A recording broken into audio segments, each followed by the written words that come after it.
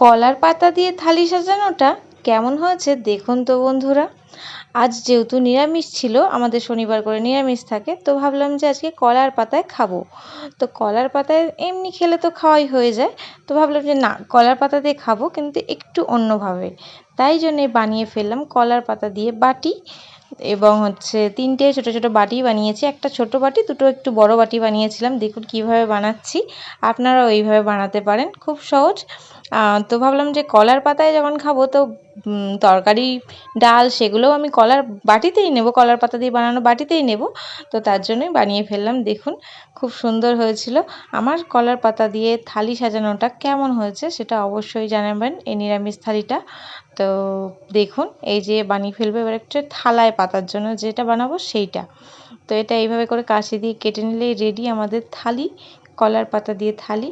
তো খুবই সহজ, আপনারাও বানাতে পারবেন। আবার দেখুন এই যে বানাতে বানাতে এটা কাশি দিয়ে যখন কাটছিলাম, পিছন দিয়ে একজন এসে ধাক্কা দিল, তো একটু বেঁকে গেল, কিছু করার নেই। তো একটু ম্যানেজ করে নেবেন আপনারা। এই যে থালায় পেতে দিলাম, এবার বাটিগুলো নিয়ে নেব। তারপরে আমার নিরামিষ থালিতে কি কি ছিল: ডাল, আলু পোস্ত, ভেন্ডি আলু ভাজা, আমের চাটনি, পাঁপড় এবং লেবু আর লঙ্কাও ছিল, সেটা আমি উপরে দিতে ভুলে গেছি। আমার নিরামিষ থালিটা কেমন